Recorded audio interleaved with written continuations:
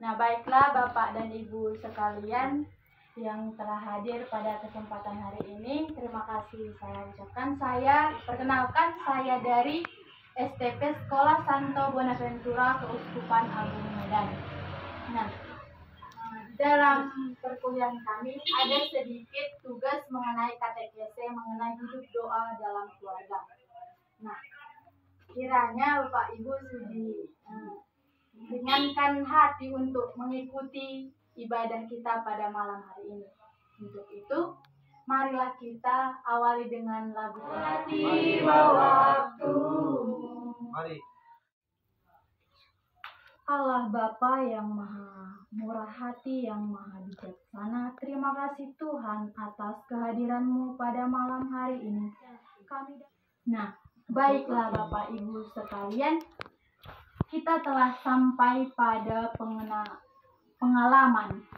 Nah, setiap orang tentu memiliki pengalamannya pribadi mengenai hidup doa dalam keluarganya masing-masing. Nah, untuk itu menemukan cahaya di dalam kegelapan ini. Ada sepasang suami istri yang bernama Raina dan Juan. Nah, mereka adalah sepasang suami istri yang memiliki hidup doa dalam keluarga itu sangat penuh. Mereka tekun berdoa, baca kitab suci, dan hal-hal yang spiritual yang berkaitan dengan Tuhan selalu mereka lakukan. Untuk itu, pada suatu kejadian, mereka ditimpa oleh musibah, yaitu ada banjir, sehingga rumah mereka, semua harta yang mereka miliki, hanyut terbawa banjir tersebut. Akibat alam tersebut, mereka tidak memiliki apa-apapun lagi. Kemudian setelah mereka kembali ke tempatnya, mereka sangat sedih hati. Bahkan mereka mengeluh, bagaimana ini, apa yang akan saya lakukan, apa yang akan terjadi selanjutnya. Namun mereka menemukan sebuah kain putih bersih di tempat mereka tersebut, di rumah mereka yang dahulu. Mereka menemukan kain itu. Kain itu biasanya mereka gunakan untuk berdoa. Nah, ketika mereka menemukan itu, mereka sangat terkejut. Mereka sangat menemukan rasa bahwa Tuhan hadir di dalam diri mereka. Sehingga membuat mereka percaya bahwa ini adalah cobaan, ini adalah ujian dari Tuhan. Apakah kita bisa menemukan sesuatu yang indah di dalam diri kita? Mereka kemudian membangun rumahnya kembali, sehingga rumah itu pun dibangun dengan lebih kokoh dari rumah sebelumnya. Nah, untuk itu kita diajak untuk bagaimana kita merasakan kehadiran Tuhan itu seperti kehadiran yang dirasakan oleh Raina dan Juan tersebut. Mungkin ada pengalaman-pengalaman dari kita yang bisa kita bagikan kepada sesama. Pengalaman hidup doa kita, bagaimana hidup doa kita yang bisa kita bagikan di sini. Aku dari bagaimana tuli ke situ. Aku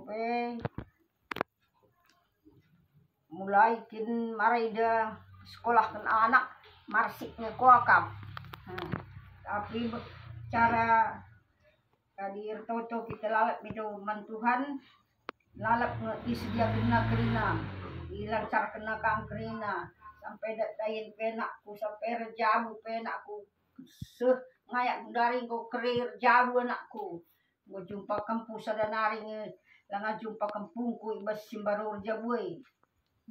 Nah ada ngarapkan Tuhan eda kita memang tuhu mulai penghasilan aku kadih bas diriku sendiri boy ngedat ngaruh adi tetaplah kita percaya yakin dingin nanti Tuhan ulah melalasa langkah adi engkau Tuhan ingin Tuhan saja dipergunakan ulah melala pemetah ulah percayai kerina makanya Adi aku tetap percaya yakin nandangi Tuhan ngenca kepercayaan. Kita tadi telah mendengarkan cerita dari bahwa pengalaman akan Tuhan itu sungguh-sungguh nyata. Tuhan itu karena setiap hari atau setiap minggu yang kita ajak, ayo pergi ke gereja, ayo kita ke gereja mendengarkan firman Tuhan untuk berdoa. Mungkin banyak yang akan merasakan kelunturan di dalam hati saudara-saudari. Mari kita mendengarkan firman Tuhan yang diambil dari Efesus 5 ayat 21 sampai 33. Mari saya bacakan. Dan rendahkanlah dirimu seorang kepada yang lain di dalam takut akan Kristus. Hai istri, tunduklah kepada suamimu seperti kepada Tuhan. Karena suami adalah kepala istri, sama seperti Kristus adalah kepala jemaat. Dialah yang kita telah mendengarkan tadi mengenai bacaan kitab suci kita mengenai hal mengasihi. Di dalam diri kita, hal mengasihi itu tentu penting, terutama dalam hal hubungan keluarga. Tentu orang tua mengasihi anaknya, sementara anak juga harus mengasihi orang tuanya. Hal yang timbal balik. Nah, untuk itu, di dalam Injil hari ini kita diajak bagaimana kita mengasihi sesama, bagaimana terutama di dalam keluarga. Nah, tentu ketika seorang menikah, tentu ia akan meninggalkan ibunya dan ayahnya dan bersatu dengan istrinya. Seperti yang dijelaskan tadi di dalam kitab suci ini. Nah, bagaimana ketika kita bersatu dengan suami istri, pasti memiliki hubungan doa yang akan kita bangun di antara sesama, yaitu terutama saling mengasihi dan mencintai sesama. Nah, untuk itu, kira-kira bagaimana pandangan kita mengenai hal teks kitab suci?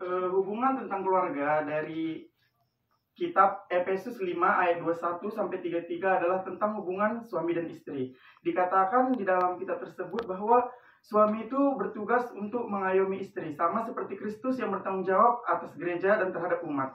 Sedangkan sebaliknya, tugas istri adalah melayani atau menuruti apa kata-kata dari suaminya, sama seperti kita umat gereja yang mengikuti aturan Kristus, agar munculnya saling kasih antara sesama untuk memperteguhkan iman spiritual kita terhadap Tuhan maupun lingkungan sekitar kita. Terima kasih. Nah, baiklah, terima kasih atas pengalaman saudara-saudari sekalian juga. Nah, dari Efesus 5 ayat 21 sampai 33 mengajarkan banyak hal mengenai kepada kita. Pas tadi yang dibilang saudari kita. Nah, yaitu bahwa istri harus tunduk kepada suami dan juga mengayominya satu sama lain. Seperti gereja tadi, seperti gereja yang hadir di dalam diri Kristus sendiri. Kristus sendirilah yang ada di tengah-tengah kita ketika kita berdoa, ketika kita pergi ke ibadah ke gereja. Kira-kira apa tindakan kita setelah setelah mendengarkan katekesi mengenai hidup doa dalam keluarga ini? Nah, salah satunya seperti menjadwalkan doa di dalam keluarga secara bersama, membaca kitab suci, dan membangun hubungan yang komitmen kepada pasangan. Yang menentunya agar menjadi pribadi yang lebih baik lagi. Kami mohon kepadamu ya Tuhan, kabulkanlah doa, mencintai dan juga menerapkan hidup keluarga kami masing-masing. Kami mohon, kabulkanlah doa kami ya Tuhan. Marilah kita persatukan doa kita dengan doa yang diajarkan Yesus kepada kita. Bapa kami yang ada di sini, semoga memiliki harapan agar kita semakin dibangun di dalam keluarga kita untuk menerapkan hidup doa seperti berdoa bersama ataupun dengan saling membagi iman, cinta, dan kasih kepada sesama. Semoga Allah yang Maha Kuasa memberkati kita, melindungi kita, dan menghantar kita ke hidup yang kekal dari Bapa dan Putra dan Roh Kudus. Amin. Di sana yang paling indah adalah keluarga. Terima kasih untuk semua yang telah mendengarkan katekese pada malam hari ini. Terima kasih saya ucapkan.